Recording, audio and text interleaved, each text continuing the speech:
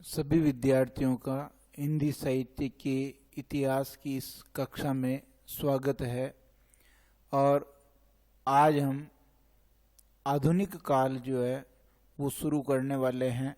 उससे संबंधित सभी महत्वपूर्ण प्रश्नों पर हम क्रमशः प्रत्येक क्लास में चर्चा करेंगे। जो आधुनिक काल है, सबसे पहले हिंदी साहित्य के इतिहास के बारे में आपको जानकारी होनी चाहिए कि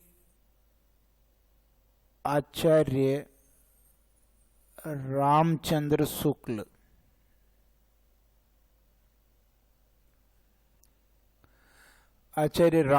जी शुक्ल हुए हैं और इन्होंने 1929 ईस्वी में एक ग्रंथ लिखा था, हिंदी साहित्य का इतिहास। और इसी ग्रंथ को आज भी विद्वानों ने सर्वाधिक मानक ग्रंथ माना है। और इसी के अनुसार जो है हम हिंदी साहित्य के काल विभाजन को देखते हैं। तो देखते हैं कि ये जो आचार्य रामचंद्र शुक्ल ने जो ये ग्रंथ लिखा था, हिंदी साहित्य का इतिहास, ये अपने इस रूप में आने से पहले हिंदी शब्द सागर की भूमिका, इस रूप में ये पहले आ चुका था। यानी पहले इस रूप में ये प्रकाशित हुआ और बाद में हिंदी साहित्य का इतिहास नाम से ये प्रकाशित हुआ। आचार्य रामचंद्र जी शुक्ल ने क्या क्या काल विभाजन किया, मोटा मोटा देख लेते हैं हम। हमें आधुनिक काल ही पढ़ना है, लेकिन आधुनिक काल शुरू करने से पहले हम थोड़ी चीजें देख लेते हैं। देखिए, 4 कालखंडों में हिंदी साहित्य के इतिहास को आचार्य रामचंद्र जी शुक्ल ने बांटा। आप देखिए, पहला जो था ये वीर गाथा काल, क्या कहलाया? वीर गाथा काल। दूसरा पूर्व मध्यकाल, और तीसरा उत्तर मध्यकाल। यानी मध्यकाल के इन्होंने 2 भाग कर दिए, एक पूर्व मध्यकाल, एक उत्तर मध्यकाल। और चौथा है आधुनिक काल, जिसे गद्य काल भी कहा गया। अब देखिए, वीर गाथा काल, एक चीज हम देख लेते हैं यहाँ। जो शुक्ल जी हैं, इन्होंने अपना काल विभाजन विक्रम संवत में किया। विक्रम संवत में इन्होंने अपना काल विभाजन किया। तो जो वीर गाथा काल की समय सीमा ठहरती है 1050 से 1375 विक्रम संवत। और ये जो पूर्व मध्य काल है, यही पूर्व मध्य काल भक्ति काल कहलाता है। और इसकी जो समय सीमा ठहरती है, वो ठहरती है 1375 से 1700 विक्रम संवत। और उत्तर मध्य काल जो है, ये आपका रीति काल है। और इस रीति काल की जो समय सीमा ठहरती है, वो 1700 से 1900 विक्रम संवत। ठीक है ना। और आधुनिक काल जो है या गद्य काल है, इसकी समय सीमा 1900 से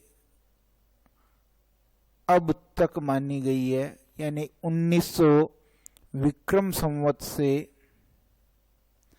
अब तक इसकी मानी गई है। तो यहाँ एक चीज और आपके जानकारी में होना जरूरी है कि जो विक्रम संवत है, यदि इसमें से हम 57 घटा लें, विक्रम संवत में से कितने घटा लें? 57 तो ईस्वी सन प्राप्त हो जाता है। क्रम संवत में से 57 घटाने पर ईस्वी प्राप्त होता है। तो ये अपने को जानकारी में होना चाहिए कि विक्रम संवत से अगर 57 वर्ष हम घटा लें तो ईस्वी सन प्राप्त हो जाता है। अब हम मूल अपने प्रश्न पर आते हैं। इस आधुनिक काल को किस प्रकार विभाजित किया गया है? तो आधुनिक काल का हम विभाजन देखें।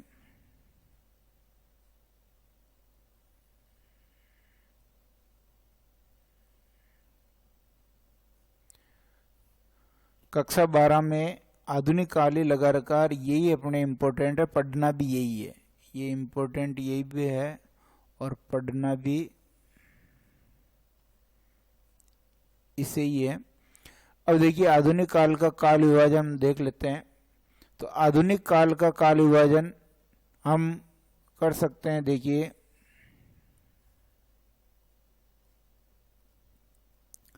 सबसे पहले पुनर्जागरण काल।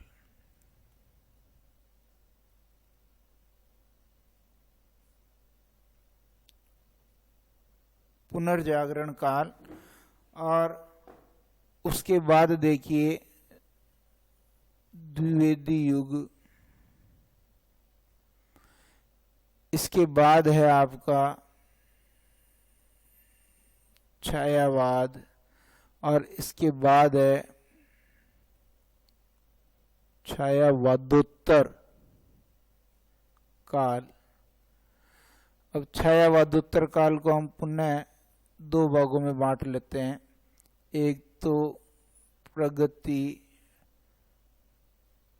प्रयोग काल और दूसरा है नवलेखन काल। ये जो काल विभाजन है इसका हम समय सीमा भी देख लेते हैं। ये पुनर्जागरण काल ही कहलाया भारतेंदु युग। पुनर्जागरण काल क्या कहलाया? भारतेंदु युग, जिसकी समय सीमा भारतेंदु युग की समय सीमा 1843 से आपकी हो गई 1900 ईस्वी तक। 1900 ईस्वी। द्विवेदी युग को एक नाम और दिया गया था, जागरण सुधार काल।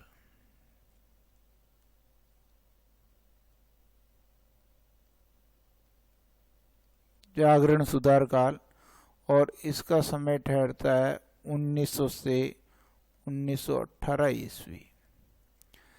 छायावाद का समय ठहरता है 1918 से 1938 ईस्वी।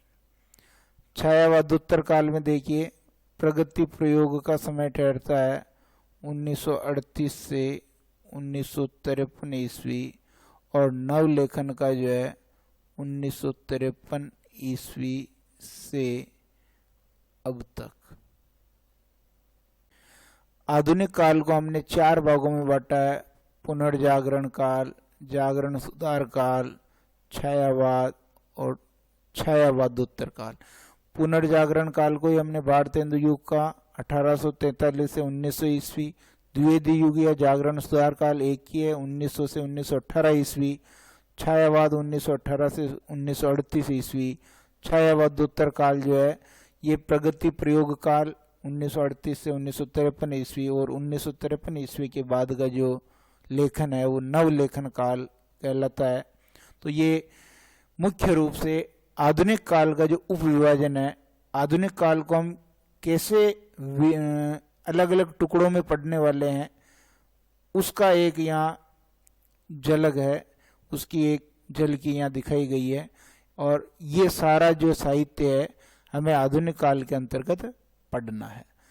तो इसको प्रश्न के रूप में हम कैसे लिखेंगे जो मैं यहाँ बता रहा हूँ। देखिए प्रश्न, देखिए प्रश्न है हिंदी साहित्य के आधुनिक काल का। यहाँ क्या कह रहा है, आधुनिक काल का अपने को क्या करना है, उपविभाजन करना है। तो वो कैसे किया गया देखिए, आधुनिक काल का उपविभाजन देखिए, पहला है भारतेंदु युग, ये पुनर्जागरण काल भी कहलाता है और ये 1843 ईस्वी से 1900 ईस्वी तक है। द्विवेदी युग ये जागरण सुधार काल कहलाता है, ये 1900 से 1918 ईस्वी तक। छायावाद काल ये 1918 से 1938 ईस्वी तक। छायावादोत्तर काल यानी छायावाद प्लस उत्तर, और उत्तर का मतलब बाद में, यानी तो छायावाद के बाद का काल है। प्रगति प्रयोग काल यानी प्रगतिवाद और प्रयोगवाद, प्रगतिवाद और प्रयोगवाद। इसका समय 1938 से 1953 ईस्वी ठहरता है और नवलेखन काल जो 1953 ईस्वी से अब तक का ठहरता है। तो अगर प्रश्न इस प्रकार का आ जाए और नहीं भी आए तो भी अपने को ये आधुनिक काल के संबंध में जानकारी होनी चाहिए। अगला जो प्रश्न अपना बनता है वो बनता है आधुनिक काल की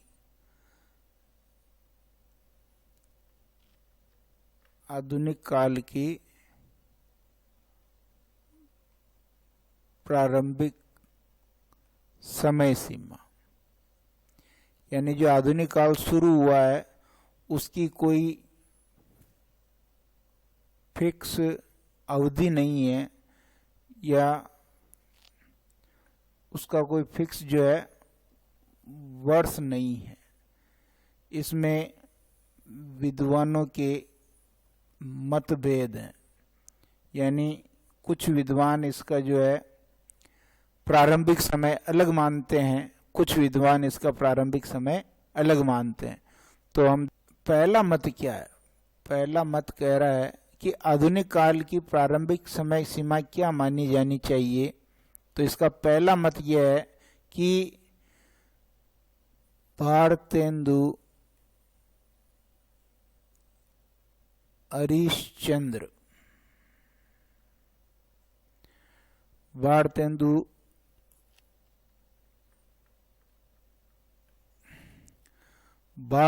हरिश्चंद्र का जन्म वर्ष 1850 ईस्वी है। यानी कुछ विद्वान ऐसा कहते हैं कि भाई भारतेंदु हरिश्चंद्र के नाम पर जो भारतेंदु युग पड़ा, आधुनिक काल का पहला पड़ाव भारतेंदु युग ही है और भारतेंदु हरिश्चंद्र का जन्म वर्ष है 1850 ईस्वी। तो कुछ विद्वान ये कह रहे हैं कि इस 1850 ईस्वी के कारण इसका प्रारंभिक समय 1850 ईस्वी मानना चाहिए। लेकिन दूसरा मत भी है इसमें कि चेतना जगाने के लिए, चेतना जागृत करने के लिए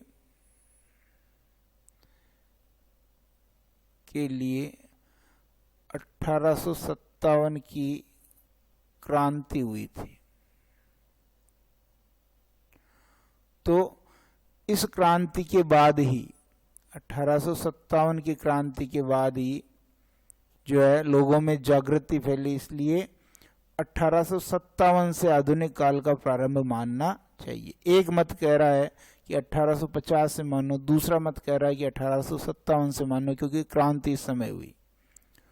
और तीसरा और महत्वपूर्ण मत है, ये इम्पोर्टेंट मत भी है कि ये इसलिए इम्पोर्टेंट है क्योंकि कुछ विद्वानों का ऐसा वर्ग है जो ये मानता है कि भारतेंदु हरिश्चंद्र ने मासिक पत्रिका, ये बहुत इम्पोर्टेंट है, और उस मासिक पत्रिका का नाम है कवि वचन सुधा।